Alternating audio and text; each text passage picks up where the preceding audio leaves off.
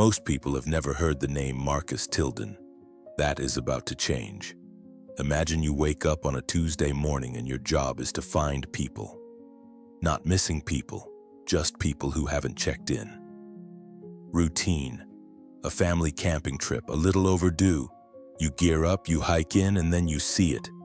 The campsite is perfect. Tent still standing, fire pit still smoldering, 3 camp chairs arranged in a triangle around the coals, a cast iron pan with scrambled eggs, half eaten, sitting on the grate. No wind knocked anything over, no bear got into the food, no flash flood ripped through.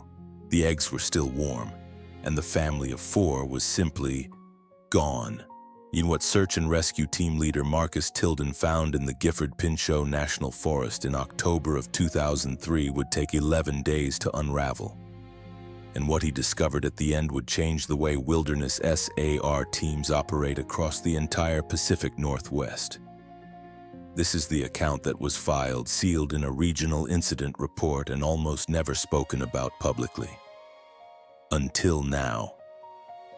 The Hartley family was not reckless. That is the first thing you need to understand. David Hartley, 41, had been backpacking since he was 9 years old. He grew up in Oregon. He knew how to read weather. He knew how to hang a bear bag. He knew that the Lewis River corridor in late October was moody, cold, and capable of turning fast. And he went anyway because he had done it 6 times before. His wife, Carol, 39, was a nurse. Practical and calm under pressure. She had done wilderness first aid recertification just 4 months before this trip. Their kids, Owen, 14, and Sophie, 10. Sophie had just lost her first dog, a 12-year-old beagle named Biscuit, 2 weeks before the trip. She hadn't spoken much since. David had planned this trip specifically for her. Fresh air, river sounds, stars, the things that make grief feel smaller. The last thing Sophie packed before leaving the car was a small watercolor painting she had done of Biscuit. She rolled it carefully, sealed it inside a Ziploc bag, and tucked it into her jacket's inside pocket. She carried it against her chest for the entire trip. That detail matters. Remember it. They set out on a Friday afternoon, October 10th, 2003.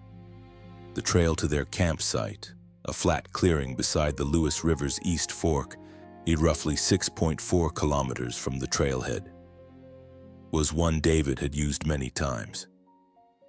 He logged their permit. He told the ranger station they'd be back Sunday by noon. The weather that Friday was cold but clear, 11 degrees Celsius at the trailhead. The firs smelled like rain and pine sap. The river, visible through the trees, was running fast but normal for early fall. Owen complained about the weight of his pack. Sophie walked quietly, hands in her pockets. David said, "Look up, Sophie. When's the last time you saw sky like that?" She looked up. She smiled. Small. Real. They made camp before dark. David set up the tent. Carol boiled water for hot chocolate. Owen found a flat throwing rock and spent 20 minutes trying to skip it across the river. At 6:47 p.m., Carol sent a text to her sister. "We made it. It's cold and gorgeous. And don't worry about us." Her sister didn't see it until Sunday. That night, something changed in the sky. A system that had stalled over the Cascades for 3 days began to move, faster than forecast. By midnight, the temperature at their elevation had dropped to -6. By 3 a.m., the river was rising. David woke up first. He unzipped the tent, stepped outside in his socks, and stood at the edge of the clearing in the dark.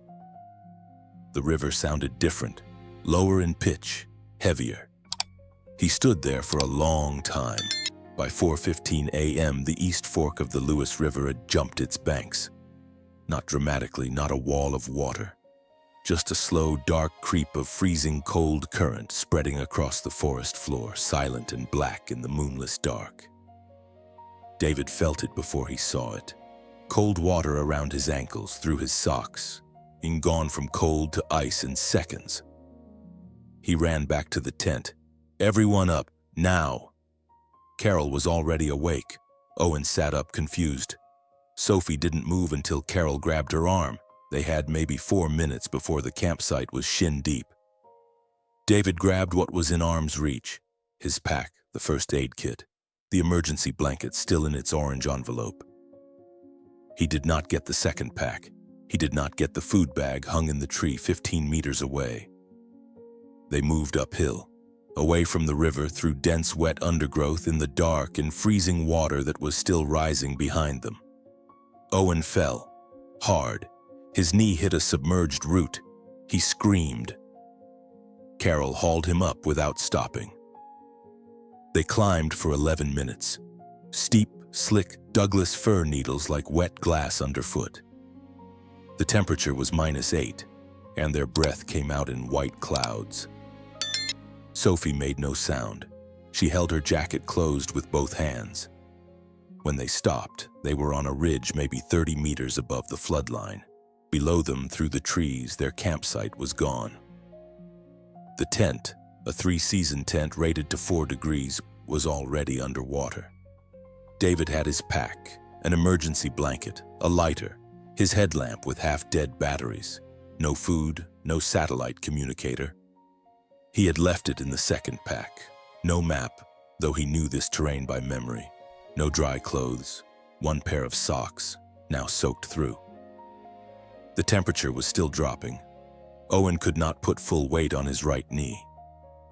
Sophie opened her jacket and checked the Ziploc bag. The painting was dry. She closed the jacket, said nothing. Edo survival truth. A personal locator beacon. A device costing between $250 and $350 transmits a GPS-accurate distress signal from anywhere on Earth in under 90 seconds. David Hartley owned one. It was in the pack he left behind. David Hartley knew 3 things with certainty. 1. They could not survive the night without fire and shelter. At -8, with wet clothes and no food, hypothermia would begin within 2 hours. 2. The trail back to the trailhead was now flooded. The river had cut off their exit. 3. Nobody was coming before sunrise. And sunrise in this part of the Cascades in October was at 7:19 a.m., almost 3 hours away. He built a fire. It took 22 minutes and 4 of his 6 remaining lighter flicks. Wet wood, wet bark, wet everything. But he found the driest material he could. The inner bark of a standing dead fir, peeled back in thin strips. He cupped his hands around the flame like it was the most fragile thing in the world. It caught. Carol stripped Owen's boot and examined his knee by firelight. Swollen, tender on the medial side, not broken, she was almost certain, but badly sprained. Walking was possible. Distance walking was not. Sophie sat closest to the fire, knees pulled up, jacket still closed. David used the emergency blanket as a lean-to, reflective side inward to bounce heat back from the fire. It was not perfect, but it cut the wind. They made it to dawn. At first light, David took stock. Owen could walk, slowly, with a stick cut from a branch. Carol was steady, experienced, useful. Sophie was quiet but functional. He had a choice to make. Stop. You'd right here. He had 3 options. Option A, stay put, build the fire bigger, create a smoke signal, wait for search and rescue to find them.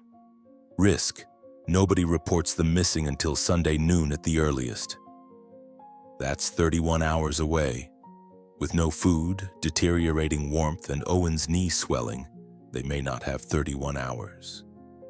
Option B, move back downhill toward the campsite once floodwaters recede, retrieve the second pack with the PLB, and signal for rescue. Risk, the flood may not recede for 12 to 18 hours. They'd be burning energy and calories they don't have, moving through saturated terrain in freezing temperatures. Option C, Move northeast along the ridge toward the Forest Service Road, 4.2 kilometers of rough terrain, and flag down anyone who might be using it for access. Risk. The road may be gated and unused. Owen may not be able to make that distance, and if they pick wrong, they burn their last reserves. What would you have chosen? Take a second, because what David chose next changed the next 8 days. He chose option B, he told Carol. The PLB ends this. Everything else is gambling. They waited 4 hours for the water to recede enough to move safely. Those 4 hours cost them. Owen's knee stiffened completely in the cold. Carol developed the first stage of cold stress. Uncontrolled shivering, slowed thinking. They burned through half their fire's fuel keeping warm. When they finally descended to the campsite at 11 a.m., the second pack was gone. The floodwater had carried it. Somewhere downstream, into the Lewis River proper. The PLB was gone. David stood in the wreckage of the campsite and said nothing for a full minute. Owen sat down on a waterlogged camp chair that had somehow stayed in place. Sophie stood beside her father. She put her hand in his. Survival truth. Survival experts recommend attaching a PLB or satellite communicator to your person, not your pack, before sleep in any flood risk terrain. Waterproof PLBs exist specifically for this scenario and cost the same as ones you'd leave in a bag. Their food was gone. Their navigation aid was gone. Their way back was flooded. But the fire kit was in David's jacket pocket. He said, "Okay, new plan. Day 5. Owen could no longer walk. The knee had swollen to the size of a softball. Carol suspected a torn ligament now, not just a sprain. She had improvised a brace from cut strips of emergency blanket and a pair of forked sticks, tight enough to give stability, loose enough not to cut circulation. But 5 days of cold and no proper food had stripped the margin. He needed to be carried, or left. Neither was acceptable. They had been moving northeast in broken stages since day 2, when David made the call to go for the Forest Service Road. The floodwater had blocked every direct trail route. They had climbed, backtracked, climbed again. Their caloric intake for 5 days had been 3 energy bars found in David's pack, 2 handfuls of Oregon grape berries Carol identified with certainty in creek water boiled. Sophie had not complained once, not when her shoes soaked through on day 1 and never dried, not when they ran out of the energy bars on day 3, and not when the temperature dropped to -12 on the night of day 4, and the emergency blanket wasn't big enough for all 4 of them. On the morning of day 5, it began to snow. Not a gentle snow, a heavy, wet October dump, the kind that snaps branches and erases landmarks. In 2 hours, the terrain David had been navigating by memory was unrecognizable. He stopped. He sat on a fallen log and put his face in his hands. Carol watched him. She did not speak. Owen lay against a tree, eyes closed. His breathing was steady, but his lips had taken on the faint bluish cast that Carol knew meant his core temperature was dropping. This was the moment, the real one. David Hartley, a man who had hiked these mountains since childhood, who had read every survival book he ever found, and who had told his kids 100 times that panic is the enemy, was close to breaking. And then Sophie sat down next to him. She unzipped her jacket. She pulled out the Ziploc bag. She opened it carefully, slowly, the way you open something precious. She took out the small watercolor painting, biscuit rendered in careful browns and golds, ears too long, nose perfectly round, and she held it out to her father. "I brought him," she said, "so he'd be with us." David looked at that painting for a long time. A 10-year-old girl who had lost the thing she loved most had packed it, had sealed it, had carried it against her chest for 5 days through a flood and a freeze and a mountain she could not conquer. because some things she had decided were worth protecting through anything. He folded the painting back carefully and handed it back to her. Zipped her jacket closed himself, then he stood up. "Northeast," he said. "We keep going." He carried Owen on his back for the next 2.1 kilometers. Marcus Tilden had been looking for them for 3 days when his team found the campsite. He had responded to the overdue report Sunday at 1 p.m., 37 minutes after the ranger station logged it. He had deployed 6 searchers. They had been working out from the trailhead sector by sector in the rain. When they reached the Hartley campsite on day 3, the scene stopped them cold. Tent gone, chairs still there, the cast iron pan still sitting on the grate, eggs half-eaten, now frozen solid. It looked, Marcus later wrote in his report, like they had simply stepped sideways out of reality. His team reassessed, and the flood evidence was clear once they looked for it. The waterline marks on the tree trunks, the debris patterns, the position of the submerged gear bags caught in riverside roots downstream. Marcus made a call that went against standard protocol. Instead of expanding the search radius outward from the campsite, which every training manual instructs, he asked himself, where would a man with a hurt kid and no PLB try to go? He looked at his map. He looked northeast. He radioed the Forest Service road team. At 2:47 p.m. on day 6, a Forest Service road maintenance crew moving a fallen tree from the access road found a man standing in the snow at the road's edge.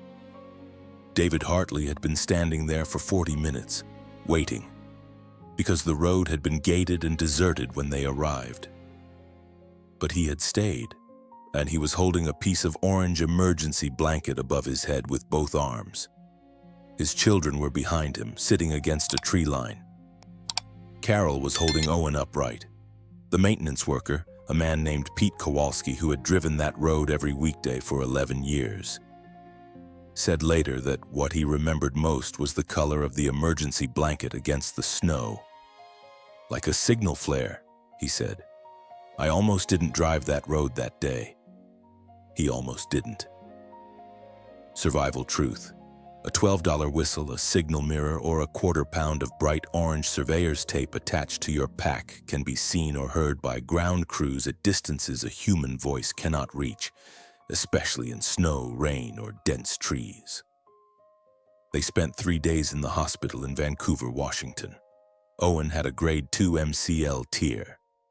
He was on crutches for 6 weeks, and he is, by all accounts, currently a structural engineer who hikes the Cascades every summer without fail, always with a PLB clipped to his vest.